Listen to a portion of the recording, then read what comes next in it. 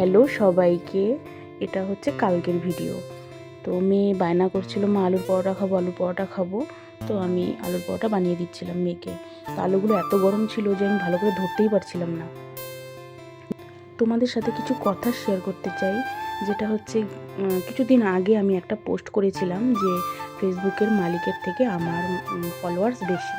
হ্যাঁ, তো ওটার মধ্যে অনেক অনেক প্রচুর পজিটিভ কমেন্ট তো আসেনি, নেগেটিভ কমেন্টে ভর্তি।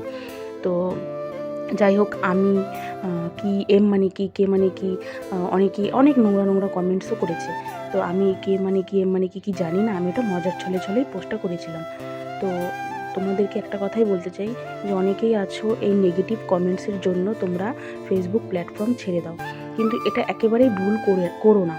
কারণ এই প্ল্যাটফর্মে তোমাদের যেমন নেগেটিভ কমেন্টও আসবে, পজিটিভ কমেন্টও আসবে। অনেকেই আছে যে নেগেটিভ কমেন্টস করে জন্য ফেসবুক করা ছেড়ে দেয়, কিন্তু এটা ভুল করছো। দেখো, কেউ কারো কোনো দিনও ভালোটা দেখতে পারে না। তোমার যত ভালো হবে কেউ তোমার ভালোটা দেখতে পারবে না। সুতরাং নেগেটিভ কমেন্টসগুলোকে অ্যাভয়েড করে তোমরা তোমাদের কাজে লেগে পড়ো।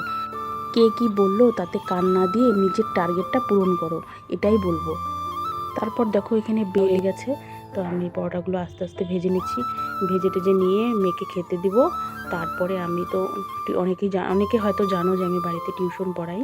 তো টিউশনের জন্য সব স্টুডেন্টরা চলে আসবে, তো সাথে আমিও একটু খেয়ে নিলাম। তো আর কিছু করি নাই, যাই হোক আলু মাখাটাই দিয়েই আমি আলু পরোটাটা খেয়ে নিচ্ছি।